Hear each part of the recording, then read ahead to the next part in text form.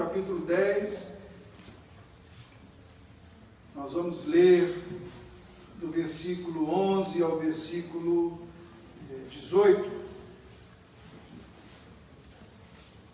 João 10, do 11 ao 18, nós estamos falando sobre as autodeclarações de Jesus, quando ele vai dizer em João, o registro de João, ele dizendo que ele é: eu sou o pão da vida, eu sou a luz do mundo, eu sou a porta. Nós já vimos 3 declarações. O que isso implica para a nossa vida hoje? O que essas declarações de Jesus dizem, primeiro sobre ele, depois sobre a nossa relação com ele, e depois sobre como viver um cristianismo no nosso tempo, num tempo onde a gente tem várias expressões de Jesus, vários Jesuses, se é que esse é o plural, não sei se é esse o plural, né? Mas várias formas de se apresentar a Jesus, e nem todas bíblicas, algumas delas muito distorcidas. Então, a ideia de ouvir essas declarações de Jesus é aplicá-las à nossa vida também para fundamentar a nossa fé, o que cremos, em quem cremos e por que cremos. Hoje de manhã nós tivemos na aula da Escola Bíblica Dominical, você que não veio, perdeu, falando da pedra fundamental.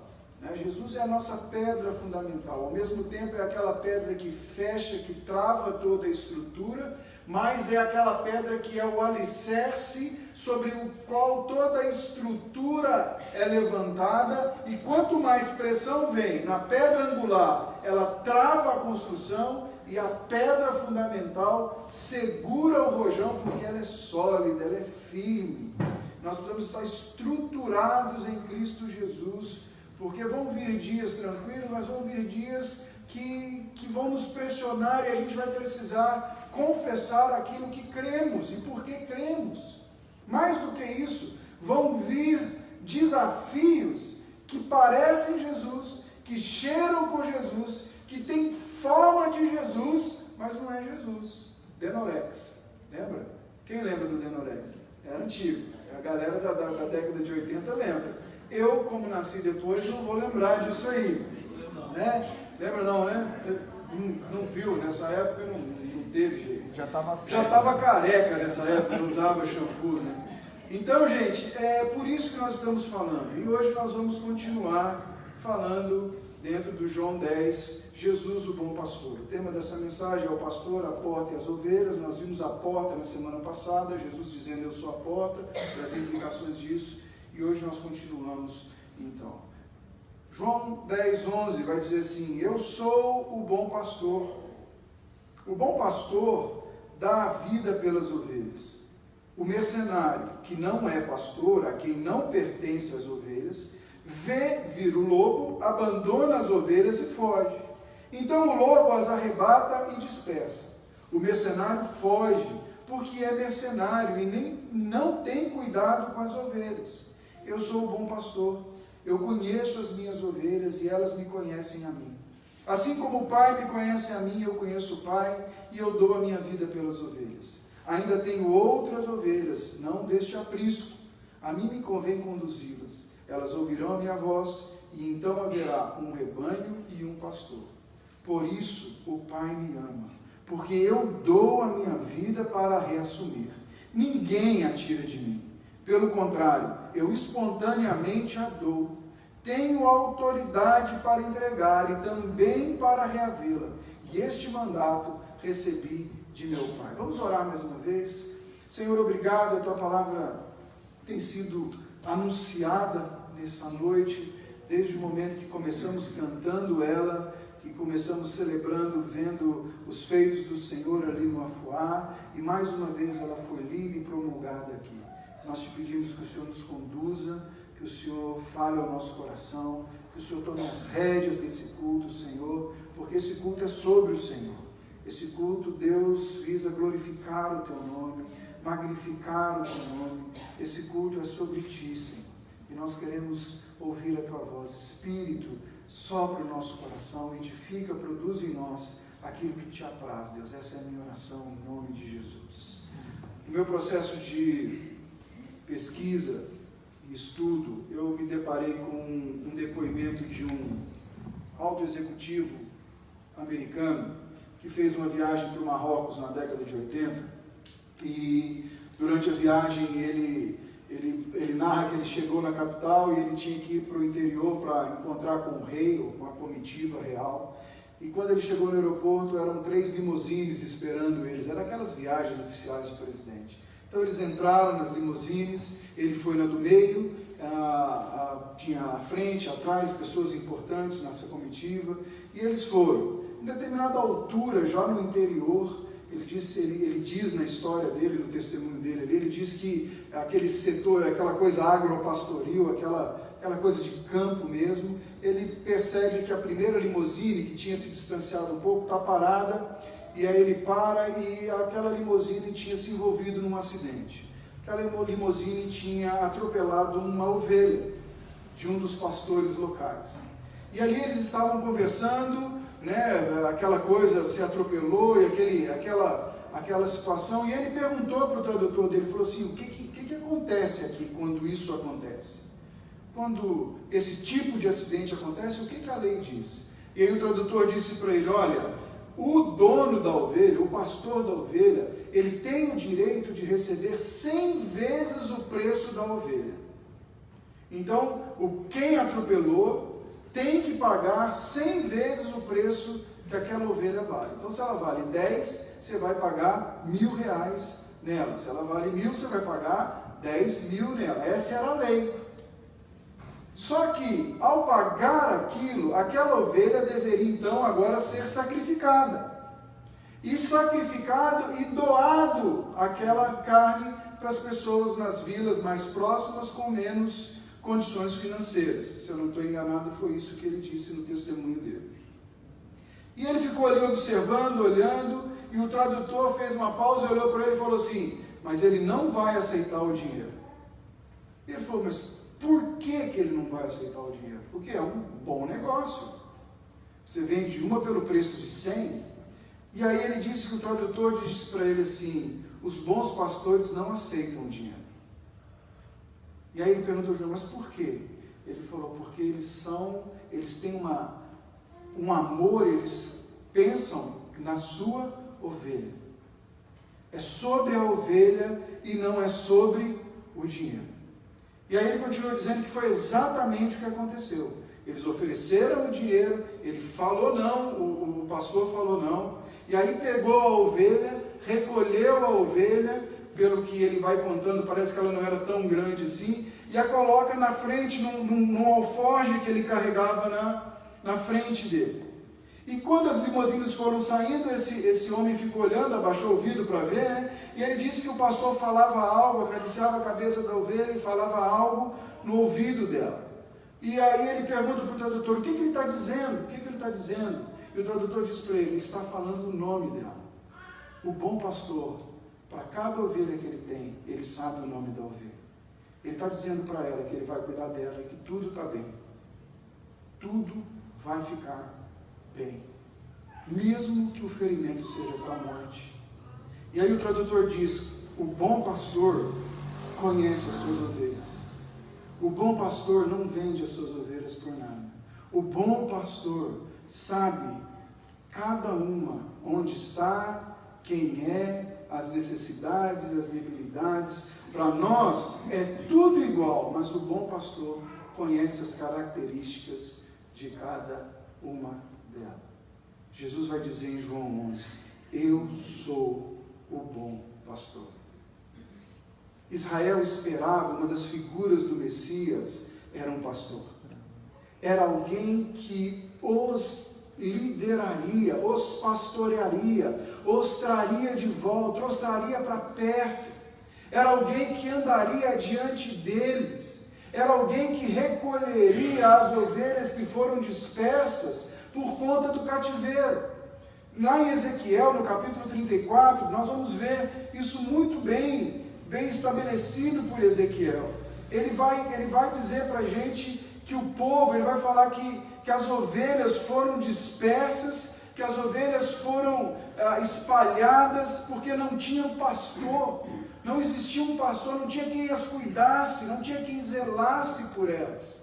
E aí Ezequiel vai falar sobre o rebento de Davi, sobre o renovo de Davi. Ezequiel vai falar sobre o Messias, sobre o prometido. Ele vai dizer para a gente, por exemplo, no versículo 11 ao 16, eu vou ler para você, a profecia de Ezequiel diz assim: porque assim diz o Senhor Deus, eis que eu mesmo procurarei as minhas ovelhas e as buscarei.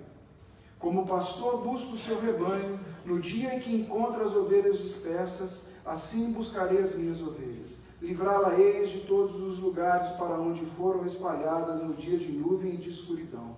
Tirá-la-ei dos povos e as congregarei dos diversos países, as introduzirei na terra, apacentá-la-ei nos montes de Israel, junto às correntes e em todos os lugares habitados da terra. Apacentá-la-eis de bons pastos, e nos altos montes de Israel será a sua pastagem. Deitar-se-ão ali em boas pastagens, terão pastos bons nos montes de Israel. Eu mesmo apacentarei as minhas ovelhas e as farei repousar, diz o Senhor. A perdida eu buscarei, a desgarrada tornarei a trazer, a quebrada ligarei, a enferma fortalecerei. O Senhor está dizendo: eu vou trazer, eu vou congregar, eu vou cuidar, eu vou zelar pelo meu rebanho. Nós hoje de manhã ouvimos essa como uma das imagens da igreja, um rebanho e um único pastor. E aí no versículo 23, ele vai dizer assim, no mesmo capítulo 34, eu suscitarei para elas, para essas ovelhas que eu vou congregar, um só pastor, e ele as apacentará. O meu servo Davi é que as apacentará. Ele lhe servirá de pastor. Eu, o Senhor, lhe serei por Deus, e o meu servo Davi será príncipe no meio delas. Farei com elas aliança de paz, e acabarei com as bestas feras da terra. Seguras habitarão no deserto, e dormirão nos bosques. Versículo 27, as árvores do campo darão seu fruto, e a terra dará sua novidade, e estarão seguras na sua terra, e saberão que eu sou, o Senhor. Eu sou o Senhor, quando quebrar as varas do seu jugo e as livrar da mão do que as escravizam. Saberão que eu sou. Jesus diz: eu sou o bom pastor que vocês aguardavam, que vocês esperavam. Por isso o porteiro abre, por isso eu entro no aprisco das ovelhas, por isso eu vou lá no aprisco das ovelhas, chamo as que são minhas, elas reconhecem a minha voz, e a partir do momento que elas reconhecem a minha voz, elas passam a andar atrás de mim. Eu tenho as minhas ovelhas, é o que Jesus está dizendo. Mais do que isso, é sobre mim essa parábola que eu estou contando. Se você lembra do domingo passado, nós começamos lendo do versículo 1 ao versículo 5 de João 10, e esses versículos vão dizer, Jesus propõe uma parábola do pastor que chega e vai ao aprisco e chama as suas ovelhas e sai com as suas ovelhas. Você vai lembrar que isso está relacionado ao que aconteceu com a cura de um cego que tinha sido agora expulso do sistema religioso da época. Jesus está dizendo: eu tenho as minhas ovelhas, eu sou o bom pastor. Eu não sou o mercenário. A primeira contraste que Jesus vai começar a falar aqui, ele vai fazer um contraste entre o pastor, o bom pastor, esperado por Israel, e o assalariado. Alguma versão sua deve estar aí assalariado, outra versão está dizendo mercenário. Ele vai fazer essa distinção entre aquele que pastoreia uma ovelha, ou que faz uma função, desempenha uma função por ele chamado, no caso aqui os líderes de Israel, que conduzem a nação ao conhecimento de Deus, e faziam isso de forma corrompida. Ele está dizendo que o sumo sacerdote, que toda a corja dos líderes do seu tempo estava corrompida, faziam as coisas baseadas na politicagem, faziam as coisas baseadas no dinheiro. Eles não estavam preocupados com as ovelhas de Israel, eles estavam preocupados com o seu. Eles estavam preocupados com o seu, porque quando viam chegar o lobo, eles fugiam. Quando viam um perigo, eles abandonavam o amor àquelas ovelhas. Jesus está fazendo um contraste entre o bom pastor e o mercenário, entre o bom pastor e o assalariado. Essa também era uma visão, era uma imagem comum daquele tempo. O pastor, ele contratava pessoas, às vezes, por um tempo de serviço, por um tempo de trabalho, para que ajudasse ele na condução do rebanho. E ele vai dizer, esse que eu contratei, quando o lobo vem, ele pensa, o rebanho tem seguro. Pode levar, o rebanho tem seguro. A firma paga. Pode fazer. Ele não quer dizer que ele é um mau pastor, ou que ele é tecnicamente mau pastor. Ele não tem compromisso com as suas ovelhas. Mas João vai registrar uma palavrinha no grego, ele diz que ele é o kalos. Kalos. Essa palavra quer dizer que é bom, ele é nobre, ele é digno, ele tem valor. Não é simplesmente bom porque faz bem alguma coisa, mas é bom porque a sua essência, a natureza é boa. Ele é todo bom, ele é o kalos, ele é o bom pastor. Não só porque ele sabe pastorear, mas a sua essência é boa. E ele vai dizer para a gente aqui, eu tenho ligação com as minhas ovelhas. As minhas ovelhas ouvem a minha voz. As minhas ovelhas conhecem o timbre da minha voz, e porque eu tenho ligação com as minhas ovelhas, elas me seguem. Eu conheço cada uma delas, eu sei caminhar com cada uma delas.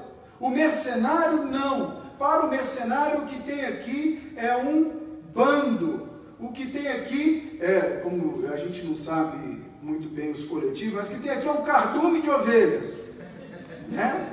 O que tem aqui é um rebanho de ovelhas.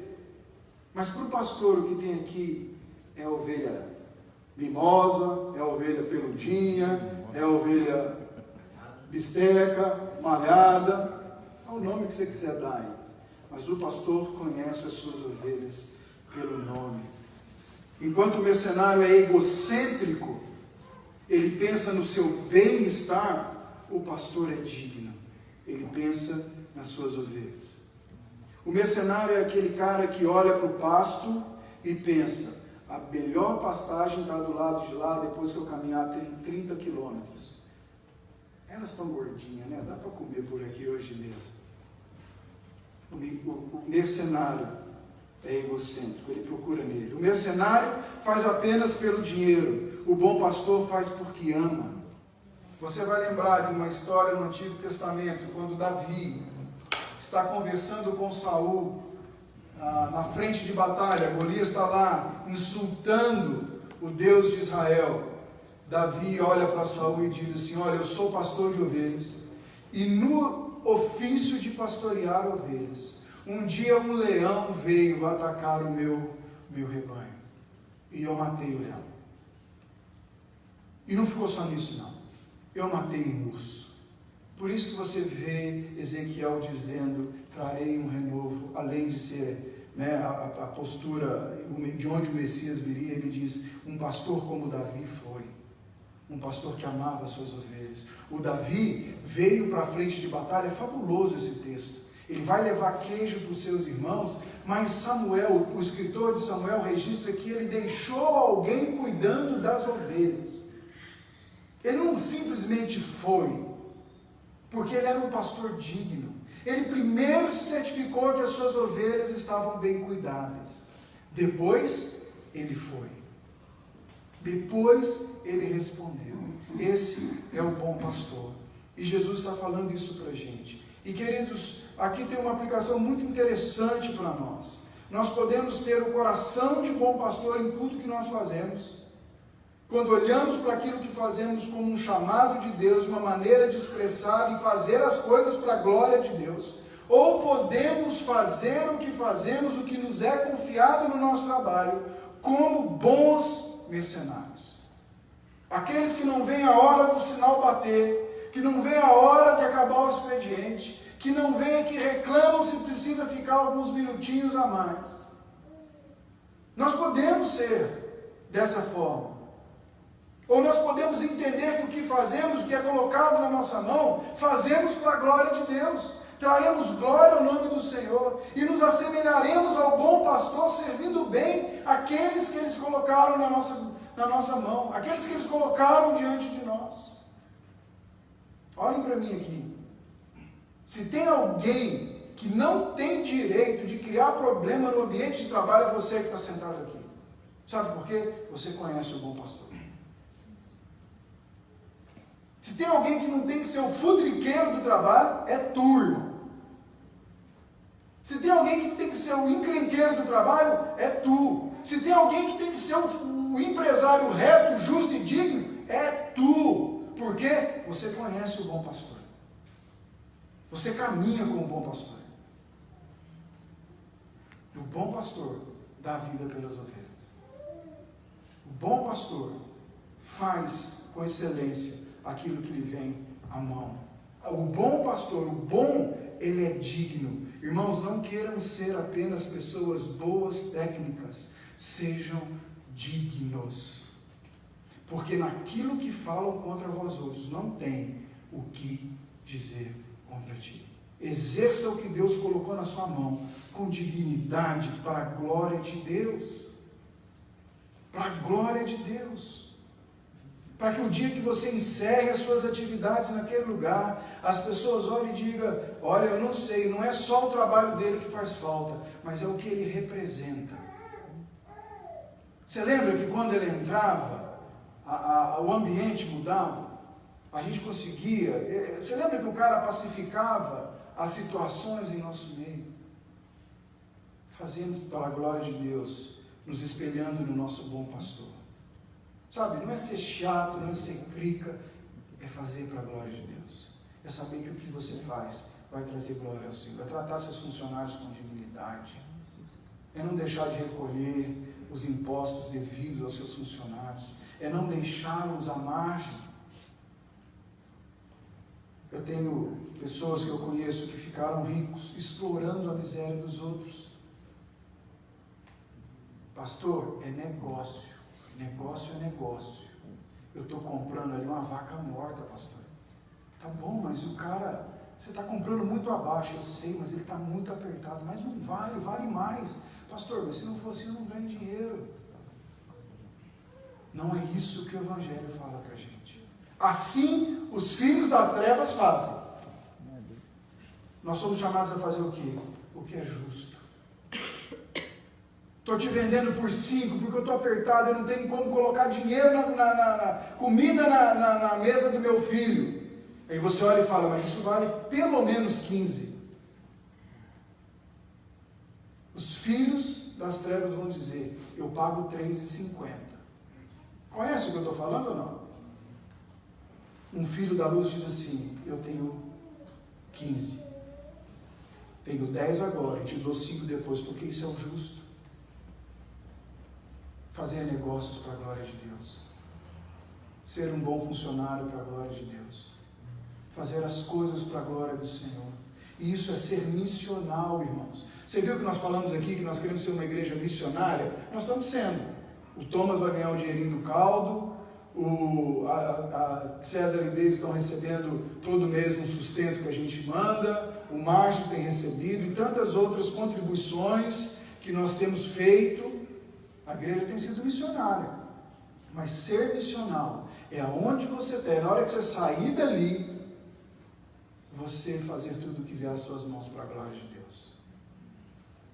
No versículo 14 ele vai continuar dizendo assim, eu sou o bom pastor. E agora ele muda um pouco a natureza do diálogo aqui, ou daquilo que ele está falando. Ainda tudo interligado, mas ele vai dizer, eu sou o bom pastor, eu conheço as minhas ovelhas e elas conhecem a mim. Assim como o Pai me conhece a mim, eu conheço o Pai e eu dou a minha vida pelas ovelhas. Ainda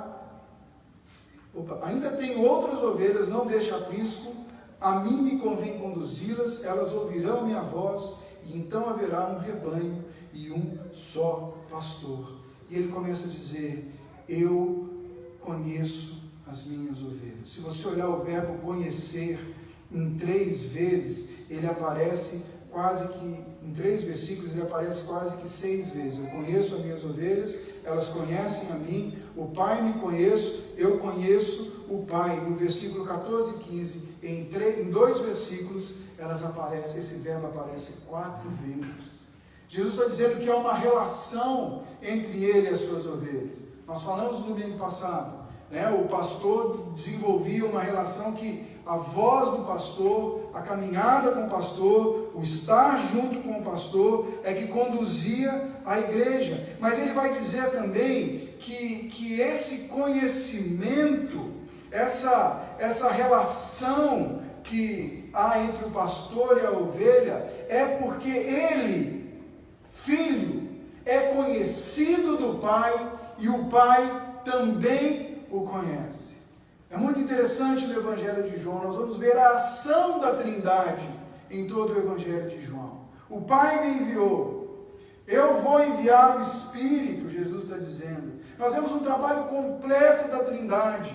E aí João está dizendo, João está registrando Jesus dizer, eu tenho uma relação com o meu Pai, eu conheço o meu Pai intimamente, o meu Pai me conhece intimamente, e é porque nós temos essa relação, que eu estendo essa relação para as minhas ovelhas.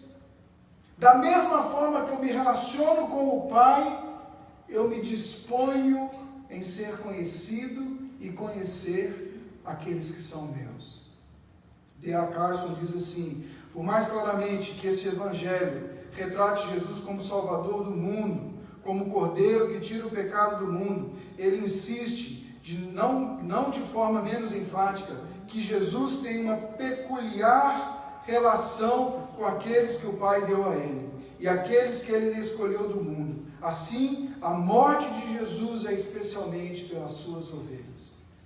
Mais à frente ele vai dizer que nenhuma das ovelhas que o Pai deu a ele se perderá. Ele está garantindo que todas as ovelhas que ouviram a sua voz, andaram após ele, vieram pelo Pai, nenhuma delas será arrebatada pelo lobo. Não quer dizer que elas não passarão pelos vales de sombra e morte. Quer dizer que elas não perecerão eternamente. E ele vai dizer, o Pai me conhece, eu conheço o Pai, eu tenho uma relação íntima com o Pai, nós somos um. Em João 14 ele vai dizer, Filipe vai dizer, Senhor, mostra-nos o Pai. Jesus diz assim, Filipe, eu estou andando com vocês há tanto tempo e vocês ainda não têm me conhecido. Quem me vê a mim, vê o Pai. Hebreus, versículo 1 do capítulo 1 vai dizer, havendo outrora Deus falado pelos profetas, agora ele fala por Cristo Jesus, aquele que é a expressão exata do seu ser. Jesus é a cara de Deus. Quem via Jesus, via o Pai. Eu e o Pai somos um. E aí ele vai dizer assim, e olha só, eu tenho outras ovelhas. Você sabe que Israel sempre se achou a última bolachinha do pacote. Eles achavam que eles eram o povo escolhido, e eram, e são, e que Deus só amava a eles, e aí foi que eles caíram do cavalo, porque eles se esqueceram da promessa feita a Abraão, em ti, Israel, em sua nação, em ti, Abraão, ou na nação que viria a partir dele, da descendência dele, todas as famílias da terra serão benditas. Então, nesse momento, havia uma mentalidade de segregação.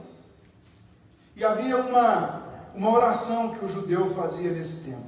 Ele orava assim, toda manhã. Um judeu devoto levantava, antes de tomar o café dos campeões, com Kellogg's, ele orava assim, obrigado, Jesus, porque eu não sou um escravo, porque o Senhor me livrou e eu não sou um gentio e obrigado porque eu não sou uma mulher. Claro que eu acho que as mulheres não oravam assim, mas um homem judeu orava dessa maneira. Eram as três coisas, de certa forma, mais à margem da sociedade. E aí ele vai dizer, também, você vai ouvir que havia um dito em Israel nesse tempo, de que os gentios, os que não eram judeus, serviam apenas para aquecer a fornalha do inferno. Deus criou os gentios apenas para acender o inferno e fazê-lo um lugar mais quente, fazê-los um lugar de tormento. No templo, que era o lugar onde ia se adorar a Jesus, o primeiro pátio, o lugar mais externo, era chamado Pátio dos Gentios. Eles só podiam chegar até ali. Havia uma placa, e essa placa hoje está no Museu de Jerusalém, que dizia que a partir desse ponto, qualquer gentio que cruzasse aquele muro seria morto. Depois do muro, do pátio do gentio, o pátio das mulheres, onde Jesus falou que ele era a luz do mundo. E aí Paulo vai dizer que Jesus quebrou, derrubou o muro de separação. Jesus está claramente dizendo que ele veio para outros também. Ele está nos incluindo, irmãos. Eu e você não somos judeus de nascimento. Não precisamos nos circuncidar. Não precisamos nos submeter às leis judaicas, porque Cristo Jesus derrubou o muro de separação. Não há mais agora em Jesus etnias. Não há mais diferenças em Cristo Jesus. Ele derrubou o muro. E aqui tem uma aplicação muito interessante para a gente. E a aplicação é no processo do conhecimento do pastor com a sua ovelha. O pastor conhece a sua ovelha. O pastor te conhece mesmo. Deus sabe quem é você. Se você tem uma Bíblia aberta, e você quiser me acompanhar na leitura, eu vou ler 4 versículos de um salmo muito conhecido, que mostra essa relação com o pastor e a ovelha. O Salmo 23. O Salmo 23 é uma excelente imagem para a relação do pastor com a sua ovelha. Esse Salmo 23 trata do bom pastor. Não é apenas um pastor que Davi estava vislumbrando, mas ele está falando algo que só Deus poderia ser. E ele começa dizendo assim que o Senhor, Yahvé, o eu sou, é meu pastor. Eu sou o bom pastor. Lembra sempre disso. E nada me faltará. Eu sou o bom pastor. Eu posso depender. Ou seja, eu sou uma ovelha, eu posso depender do meu bom pastor. Ele não vai me deixar faltar nada. Todas as minhas necessidades básicas serão supridas. O bom pastor conhece as suas ovelhas. Irmãos, Deus conhece o teu coração. Deus conhece que por trás de talvez uma necessidade que você acha que é financeira, é uma necessidade de afeto. Há uma necessidade de identidade. Deus conhece exatamente o que você precisa. E sabe o que é mais interessante? Se você fizer um exercício rápido hoje antes de dormir e fechar os teus olhos e pedir para que o Espírito Santo de Deus te traga os momentos mais difíceis que você já passou na vida, você com certeza vai conseguir vislumbrar Jesus ali. Você vai conseguir perceber, depois que as coisas passam, que se o Senhor não estivesse com você seria bem pior. O Senhor é meu pastor e eu não vou ter falta de nada. Sabe o que isso quer dizer? Você não precisa amarrar a sua existência em nada que não seja em Cristo Jesus. Você não precisa amarrar a sua existência em produzir, sua existência em ser bem-sucedido, a sua existência em ser rico. Você não precisa amarrar a sua existência num sujeito ou numa sujeita. O Senhor é o seu pastor. Nada te faltará. Nada te faltará. Nada, irmão. As necessidades básicas serão supridas. Mesmo que às vezes no processo ele quebre o nosso orgulho e use algo para nos ensinar. Sabe, tem muita gente que é difícil às vezes receber algo. E às vezes você está passando a dificuldade, alguém vai chegar na sua casa com uma cesta básica. Ou alguém vai chegar na sua casa e vai te dar uma oferta. Ou alguém vai chegar na tua casa, irmãos, e vai te dar uma blusa que você não tinha. E aí você vai olhar e vai dizer, Senhor, eu orei por isso ontem. E primeiro você faz aquela do mineiro, né? Ah, mas precisa não, só. Aí o cara fala, tá bom, não precisa não, mas já que você trouxe, né? Estão entendendo o que eu estou dizendo?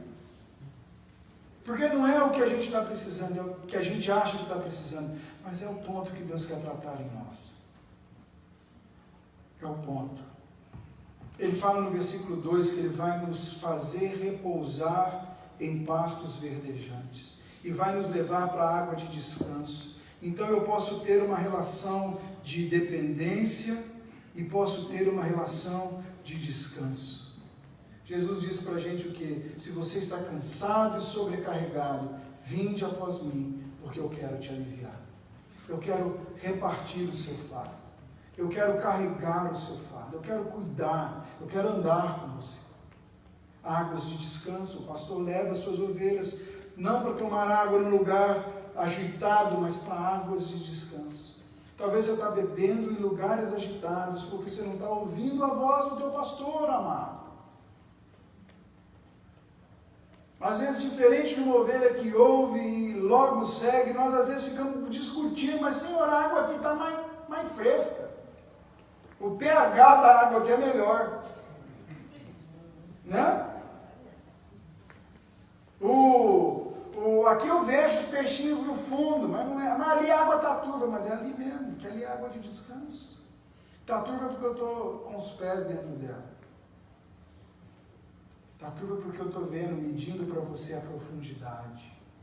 Está turva porque você vai poder entrar e beber mais no meio da água mais fresquinha, porque eu sei até onde você aguenta ir. O Senhor nos chama a lugares de descanso.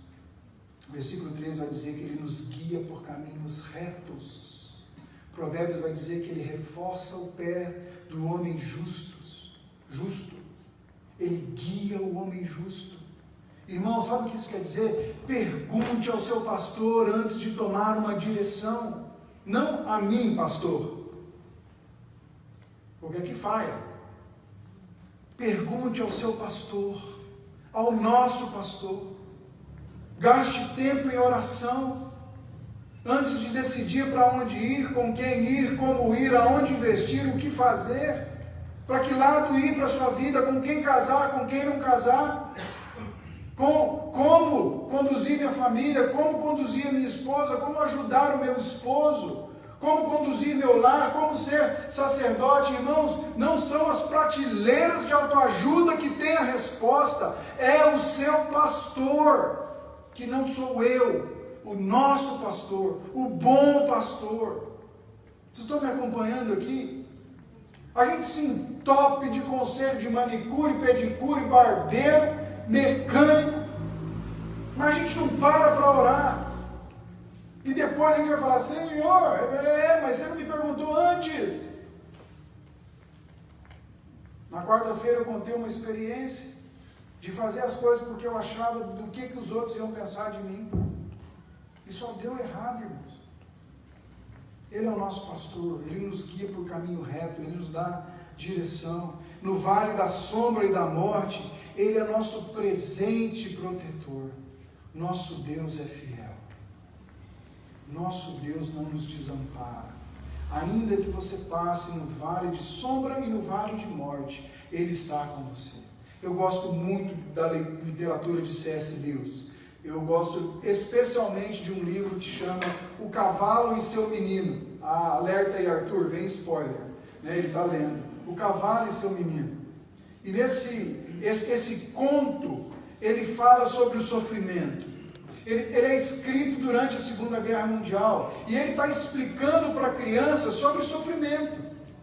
E tem uma cena do livro que é uma madrugada, uma noite que o Sacha, que é o personagem principal, ele está no cavalo e ele ouve um leão vindo. E o leão é Aslan, né, é a representação, nós vamos ver depois de Jesus no processo, e o leão, em determinado momento da noite, o leão arranha tanto o cavalo como o menino. O leão o fere, o leão o machuca, o leão produz na percepção dele um sofrimento. E ele passa aquela noite toda sendo atormentada pelo leão. E quando vai terminando essa cena, no momento final, ele pergunta: mas por que você me infligiu tamanho pavor, tamanho medo? E aí o leão diz: não, eu não te infligi medo. Você estava andando por desfiladeiros de sombra e morte. E se eu não fizesse aquilo, você cairia. Um dos profetas diz que ele faz a ferida e ele mesmo liga. Na tradição pastoril, aquela ovelha muito serelepe, o pastor pega o seu cajado, e aqui ele vai dizer que a sua vara e o seu cajado me consolam, e ele posiciona o cajado de tal forma na patinha da ovelha, e normalmente ele dá um golpe e quebra a pata da ovelha. Sabe para quê? Porque enquanto ela está recuperando, ela recupera no colo do pastor.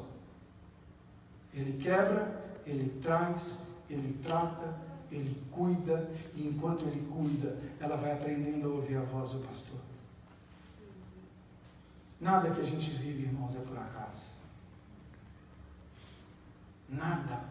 Às vezes você está repreendendo Satanás na sua vida, e na verdade é um processo de Deus quebrando a sua patinha, para te trazer para perto, para que você ouça e reconheça a voz dele. Ele disse aqui: nenhuma das ovelhas que meu pai me deu há de se perder. Então para com essa frescura, com esse medo, porque o seu bom pastor zela por você.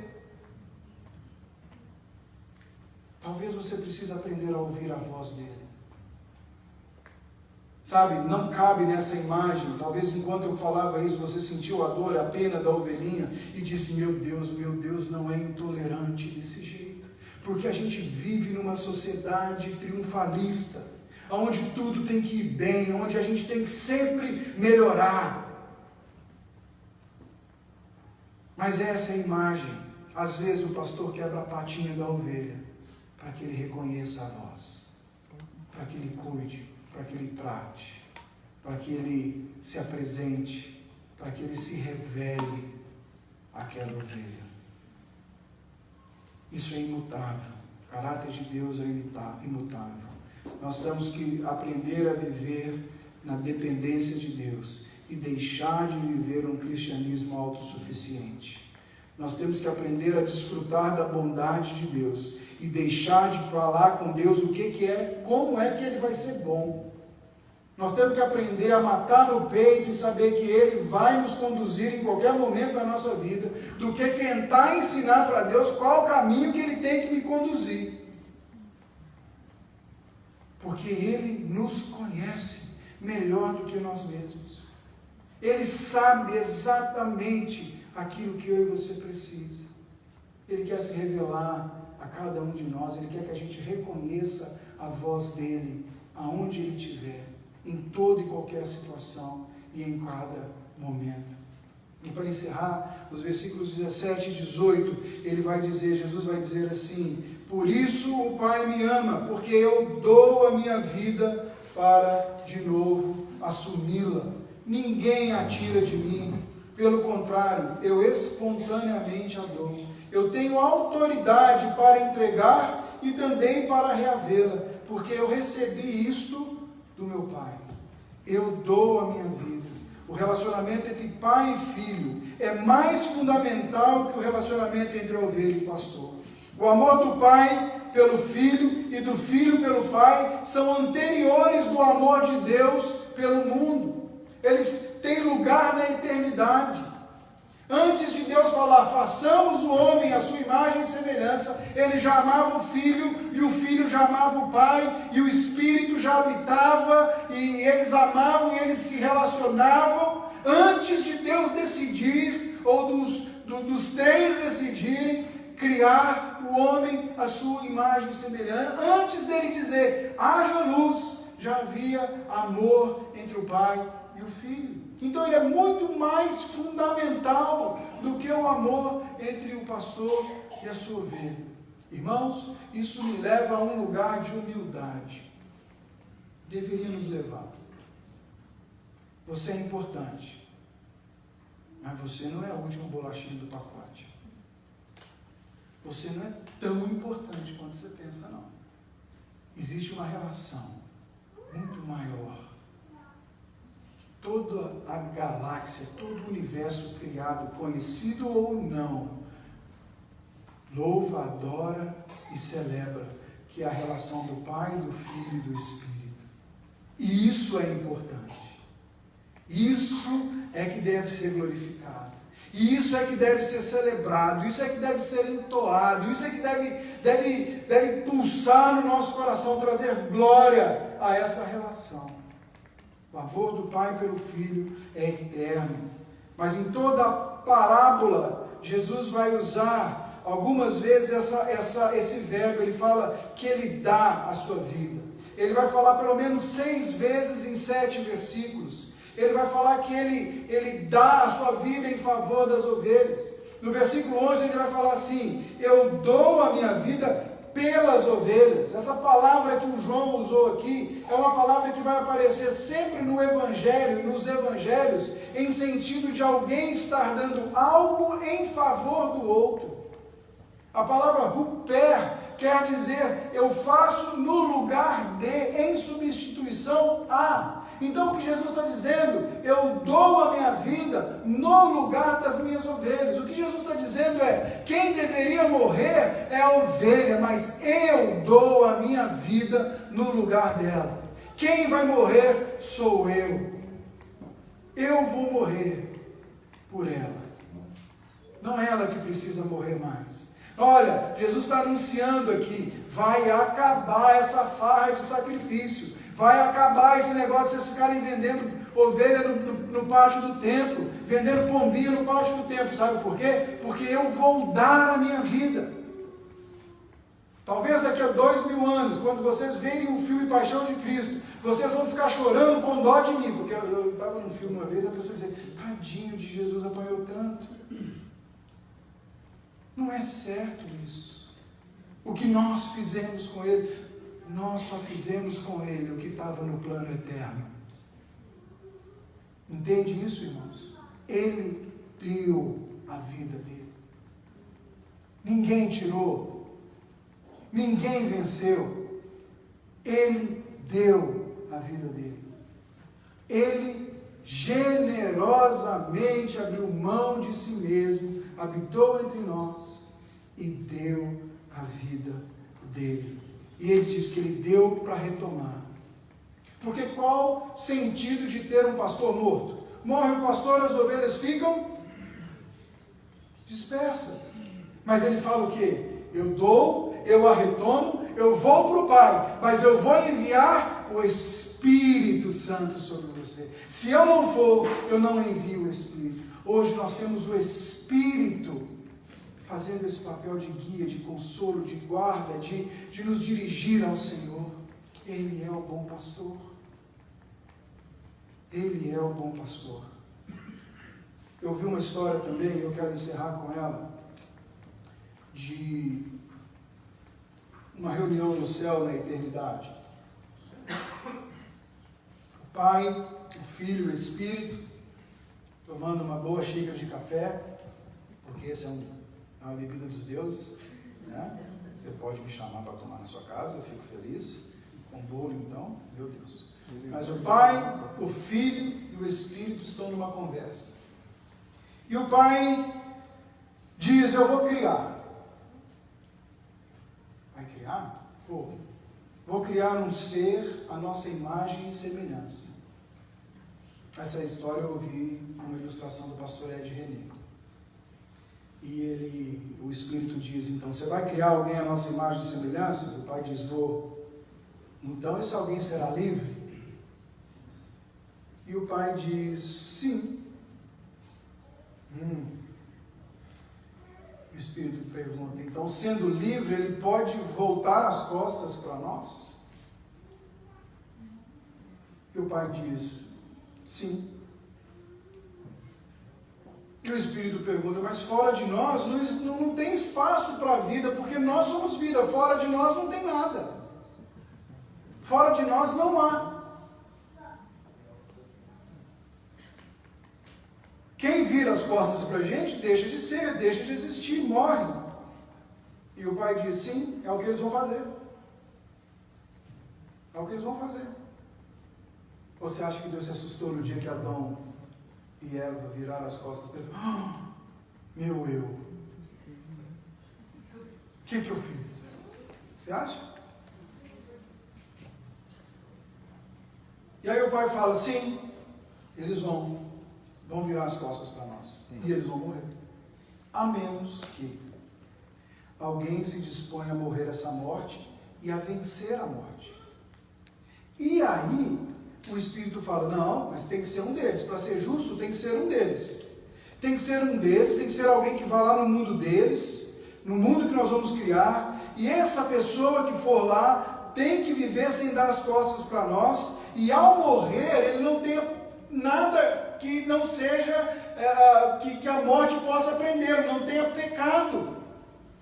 E aí nesse momento, o filho diz, eu vou morrer essa morte. Eu vou abrir mão da divindade. Eu vou me esvaziar. Eu vou assumir a forma humana. E na forma humana eu vou assumir a menor forma, eu vou ser servo. Eu vou ser humilhado até a morte. Mas como o salário do pecado é a morte, e eu não tenho pecado, a morte não tem garras para me segurar. E eu vou dar a minha vida, mas depois eu vou reassumi-la.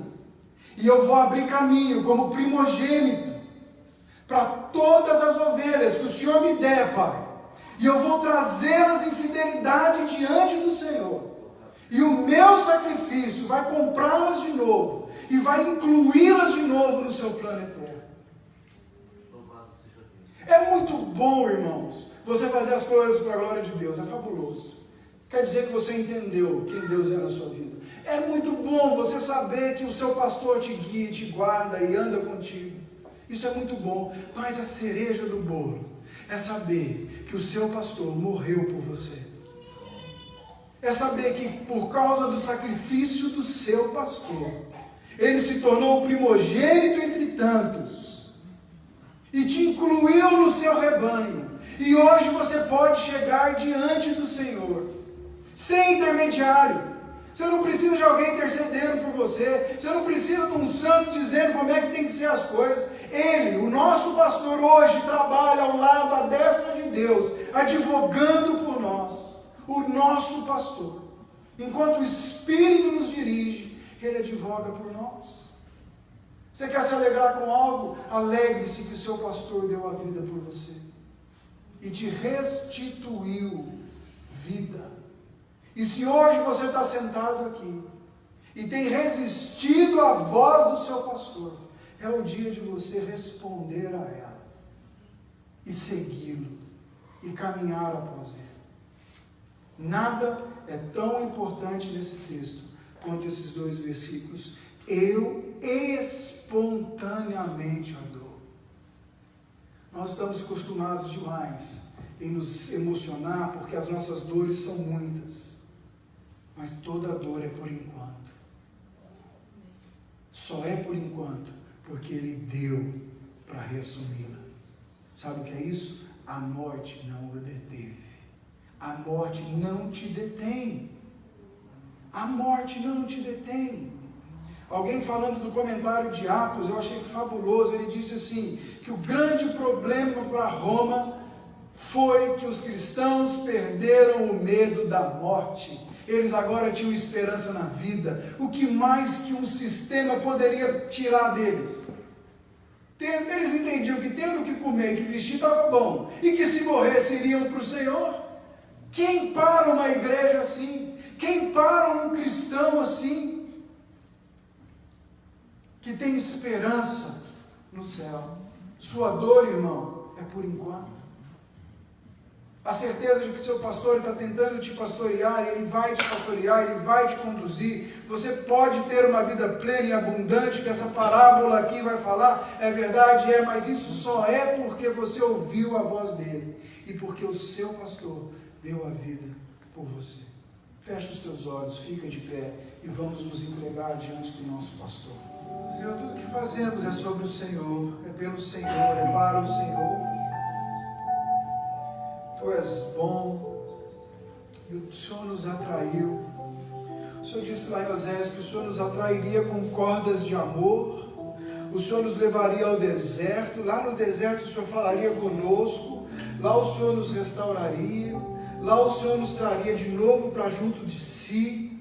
Obrigado porque o Senhor nos alcançou, Senhor.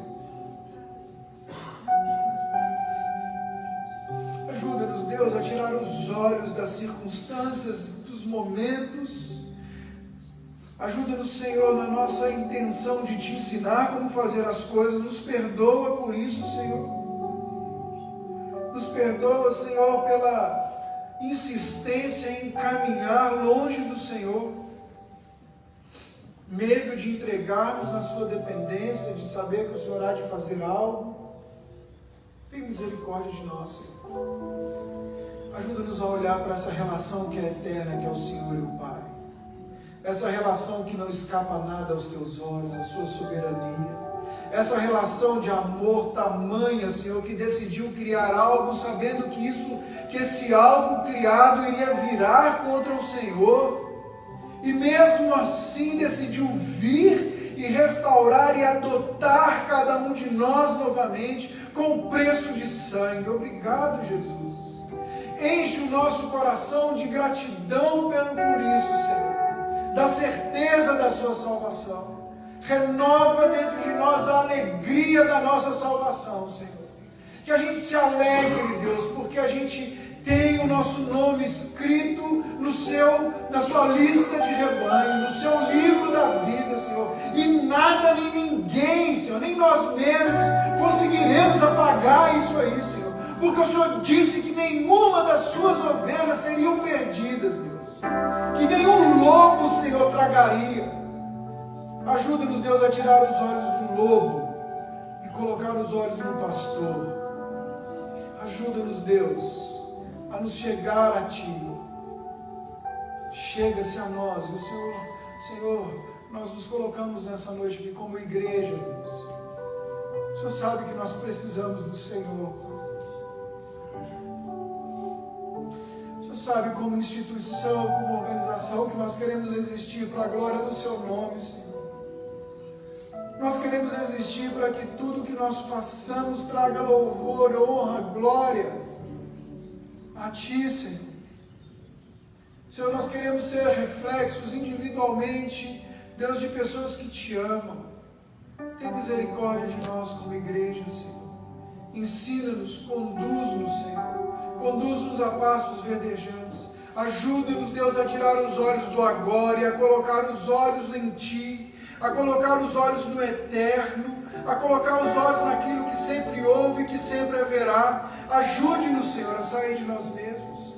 Ajude-nos, Senhor, a vislumbrar o nosso papel no Seu reino, nesse lugar.